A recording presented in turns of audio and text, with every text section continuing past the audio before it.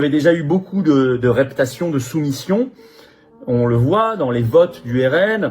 Ils avaient déjà, par exemple, ils avaient voté pour la loi JO en 2023, qui est l'ouverture du pass JO, l'ouverture à la reconnaissance faciale dans l'espace public, qui était les prémices déjà prévues dans cette loi JO. Les députés RN avaient voté pour être bien vus. Ils avaient laissé passer Richard Ferrand donc à la tête du Conseil constitutionnel pour les 9 prochaines années pour être bien vus.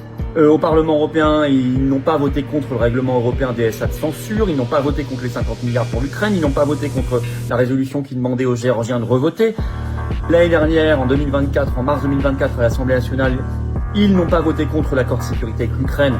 Ils n'ont pas voté tout récemment contre l'Assemblée nationale, contre la résolution qui prévoit de soutenir l'Ukraine et de la faire entrer dans l'Union européenne, dans l'OTAN, et de lui verser plus d'argent et d'y envoyer des soldats. Donc ils ont fait beaucoup de soumissions.